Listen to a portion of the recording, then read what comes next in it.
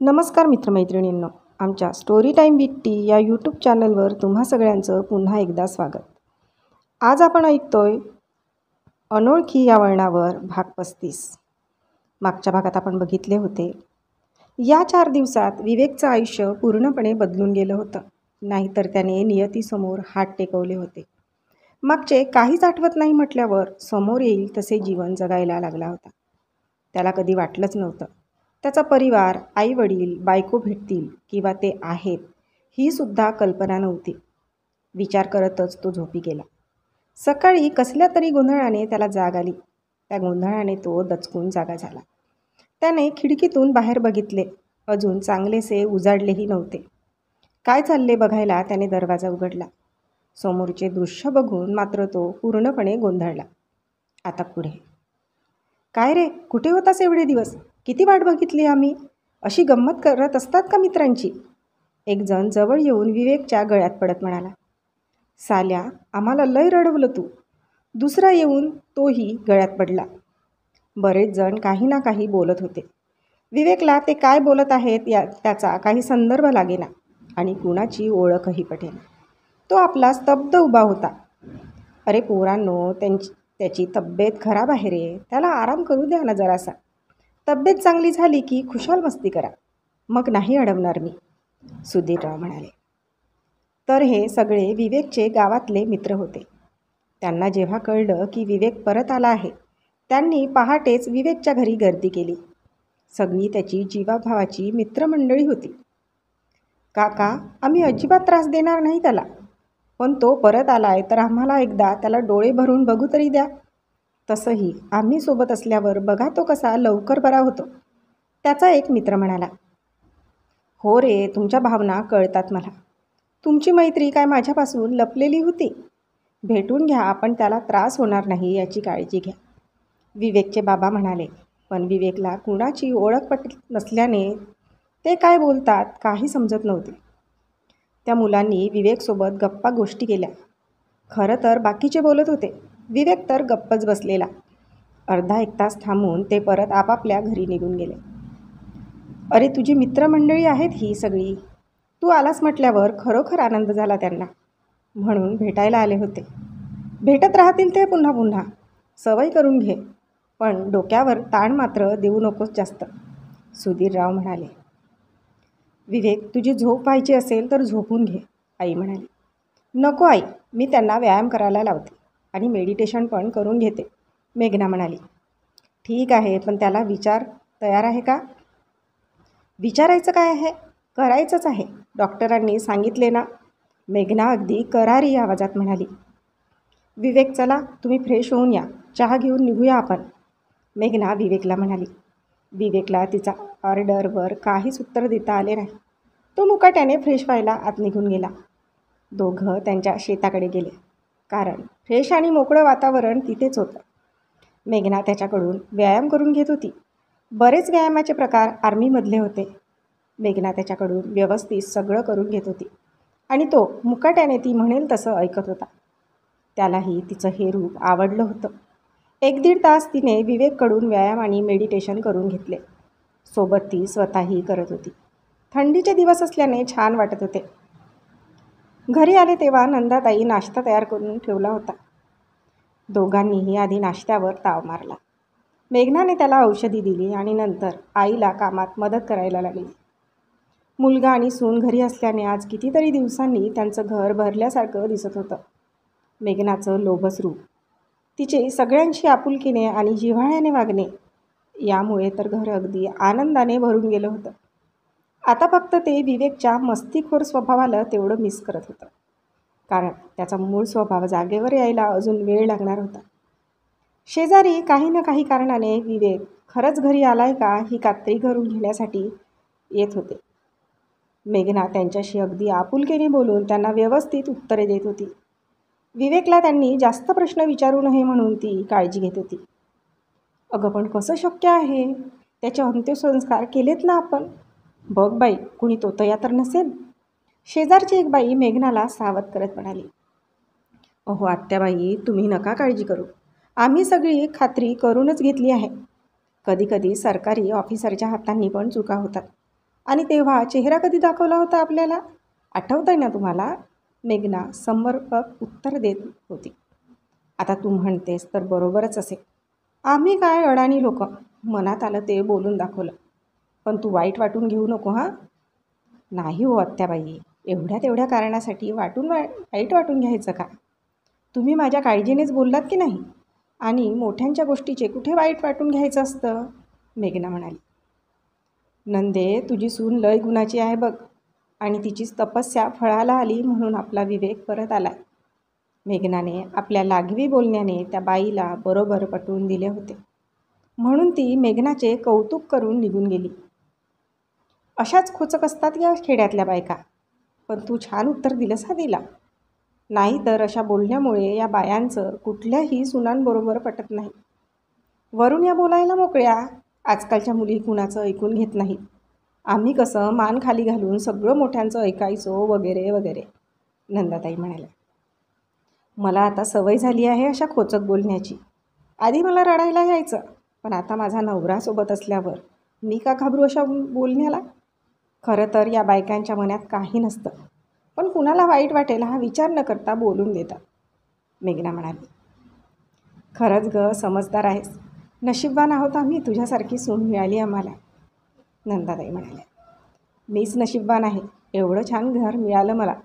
मी आजारी असतानाही माझी साथ सोडली नव्हती तुम्ही. काय कमी आहे? तुम्ही दोघी गप्पाच मारत बसणार की आमच्या पोट्या पाण्याचं पण बघणार?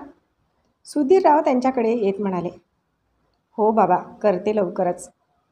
अगं, एवढी काही घाई नाही, निवांत करा. तुम्ही गप्पा मारताना दिसलात म्हणून आलो बघ. आम्ही आहोत याची जाणीव करून द्यायला, सुधीरराव बोलले. दोघी सासू आणि सून अंगणात बसल्या होत्या, तर विवेक आणि सुधीरराव टी व्हीवर मॅच बघत बसलेले. विवेक अजूनही मॅच बघत होता. घ्या, आता हे जाणीव करून द्यायला आलेत. तुम्ही आहात म्हणून आमचं अस्तित्व आहे, नाहीतर आम्हाला विचारतोय कोण? नंदाताई म्हणाल्या. असं कसं? तुम्ही आहात म्हणून आम्ही आहोत, सुधीरराव बोलले. तसं तर सगळेच महत्त्वाचे आहेत. चालू द्या तुमचं, मी स्वयंपाकाला लागते. मेघना किचनकडे निघून जात होती. मेघना, आपल्याला उद्या विवेकचे रिपोर्ट आणायला जायचं आहे, लक्षात आहे ना? हो बाबा, कसं विसरेल. जाऊया उद्या, आणि काळजी करू नका, सगळे काही ठीकच असेल, मेघना म्हणाली. तुझ्यासारखी हिंमतवान सून असल्यावर मला काळजी करायची काय गरज आहे, सुधीरराव हसत म्हणाले. आता कसं बोललात, नंदाताई. विवेक, तू जरा बाहेर थांब, आम्ही डॉक्टरांना भेटून येतो. डॉक्टरांनी काही सिरियस सांगितले तर त्याचा त्रास नको व्हायला म्हणून, सुधीरराव म्हणाले. येऊ देत ना बाबा, तसं काही वाटलंच तर मी त्यांना घेऊन येईन बाहेर, मेघना म्हणाली. ठीक आहे, तू म्हणतेस तर. चल विवेक. तिघेही सगळ्या रिपोर्ट घेऊन डॉक्टरांच्या केबिनमध्ये गेले. डॉक्टर जोशी बराच वेळ रिपोर्ट्स चेक करत होते. त्यांच्या चेहऱ्यावरचे हावभाव सतत बदलत होते. काय झाले डॉक्टर, काही सिरियस आहे का? नाही, तसं काही सिरियस नाही, पण काय, विवेकला बाहेर पाठवायचे का? अरे रे, नको, तेवढं काही सिरियस नाही. यांच्या डोक्याला जोरदार मार लागला आहे, त्यामुळे डोक्यात थोडी इंजुरी झाली आहे. वेळीच उपचार न मिळाल्याने ती बरी झाली नाही. आपण आता औषध देऊया, त्याने सुधारणा झाली तर बघू, नाहीतर एक छोटंसं ऑपरेशन करावं लागेल. जास्त काही क्रिटिकल नाही, डॉक्टर म्हणाले. यांची स्मृती कधी परत येईल? विवेक ट्रीटमेंटला कसे रिस्पॉन्स करतात यावर अवलंबून आहे. मी आधी सांगितलेल्या गोष्टी बरोबर फॉलो करा. काळजी करण्यासारखं तर काही नाही ना डॉक्टर? काहीच नाही, लवकर बरा होईल विवेक. औषध मात्र वेळच्या वेळी घ्यायची आणि यांना चेक करायला वेळेवर आणायचे. बरं, आम्ही सगळी काळजी घेऊ, मेघना म्हणाली. तुझ्यासारखी काळजी घेणारी बायको असेल तर तो लवकरच बरा होईल, यात काही शंकाच नाही, डॉक्टर विवेकला चिडवत म्हणाले. तो मंद हसला. तिघेही आता घराच्या वाटेने निघाले होते. सुधीरराव ड्रायव्हिंग सीटला बसले होते. त्यांच्या बाजूला विवेक बसला होता, तर मेघना मागच्या सीटवर बसली होती. माझ्यामुळे तुम्हाला फार त्रास होतो ना, विवेक म्हणाला. काहीतरी काय बोलतोस? आपल्या माणसाचा कुणाला त्रास होतो का? आणि आम्ही म्हातारे झाल्यावर तू असं म्हणणार आहेस का? पुन्हा कधी असं बोलायचं नाही, कळलं का? तू परत आलास हेच आमचं खूप मोठं भाग्य आहे. तुझ्या जाण्याने या पोरीची काय अवस्था झाली होती कल्पना नसेल तुला, म्हणे त्रास होतो. बाबा बराच वेळ पुटपुटत होते. विवेक मेघनाकडे बघायला लागला. बा तिच्या अवस्थेविषयी बोलल्याने तिच्या डोळ्यात मात्र पाणी दाटून आले. सॉरी बाबा, परत नाही असं बोलणार आणि लवकर ठीक होईन मी, तुम्ही काळजी करू नका, विवेक बोलला. आपल्या जाण्याने काहीतरी विपरीत घडलं असावं याची जाणीव झाली त्याला. मेघनाला नंतर विचारू, त्याने विषय तिथेच सोडला. नंतर गाडीमध्ये फारसं कुणी बोललं नाही. गाडी तासाभरात घरी पोहोचली. विवेकच्या मनात मात्र थोडी चलबिचल होतीच. रात्री जेवणानंतर आई आणि बाबा शतपावली करायला बाहेर गेले. मेघना घरातलं आवरून हॉलमध्ये पुस्तक घेऊन बसली होती. विवेक तिच्या जवळ येऊन बाजूच्या खुर्चीवर बसला. मेघना, मला एक विचारायचं होतं, विवेक बोलला. मेघनाने पुस्तकातून डोके वर काढून त्याच्याकडे बघितले. तो बाजूला बसला याकडे तिचं लक्ष नव्हतंच. विचारा, काय विचारायचं आहे, मेघना त्याच्याकडे बघत म्हणाली. बाबा मगाशी म्हणाले मी गेल्यावर तुझी अवस्था, नक्की काय झालं होतं, विवेक म्हणाला. तुम्ही आधी बरे व्हा, मग नंतर तुम्हाला सगळं कळेल. आता उगीच कुठला विषय काढून डोक्याला ताण देऊ नका, मेघना म्हणाली. नाही, मला कळल्याशिवाय माझ्या डोक्यावरचा ताण कमी होणार नाही, विवेक तिला सांगण्यासाठी फार हट्ट करत होता. शेवटी नाईलाजाने तिला सांगावे लागले. तुम्ही मिशनवर गेलात तेव्हा माझा 7व्या महिन्याचा कार्यक्रम नुकताच झाला होता. आपलं बाळ गेलं, मी नाही वाचू शकले त्याला आणि मलाही मानसिक धक्का बसलेला होता. बोलताना मेघनाचा आवाज जड झाला. विवेकच्या डोक्यात अजूनही प्रश्नांची दाटी झाली. तिच्या चेहऱ्यावरचे हावभाव बघता त्याला काही विचारायची हिंमत होईना. एक मन म्हणत होतं तिच्या डोक्यावर हात फिरवून तिचं सांत्वन करावं, पण तेही धाडस होईना. तो गुपचूप बसून तिच्या चेहऱ्यावरचे हावभाव बघत होता. झालेल्या गोष्टी आपण परत मिळवू शकत नाही, मग उगाचच त्याची काळजी का करत बसायची. तुम्ही आलात माझ्यासाठी हेच खूप आहे. आपण पुन्हा नव्याने संसाराला सुरुवात करू. तुम्ही लवकर बरे व्हा, मेघना म्हणाली. हिम्मतवान आहेस खरंच. एवढी वर्षे वाट बघतं का कुणी, विवेक म्हणाला. मी बघितली ना. जा तुम्ही आराम करा. डॉक्टरांनी तुम्हाला भरपूर झोप घ्यायला सांगितली आहे, मेघना म्हणाली. त्याला खरं तर आणखी तिच्याशी बोलायचे होते, पण तो नाईलाजाने आपल्या रूममध्ये निघून गेला.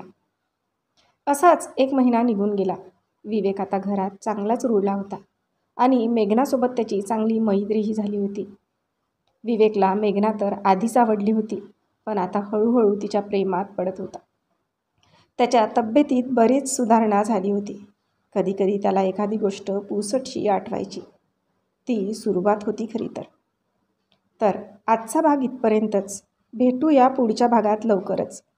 तोपर्यंत आमच्या या भागाला लाईक आणि कॉमेंट्स करायला विसरू नका आणि अजूनपर्यंत आमच्या चॅनलला सबस्क्राईब केले नसेल तर लगेच सबस्क्राईब करा. धन्यवाद.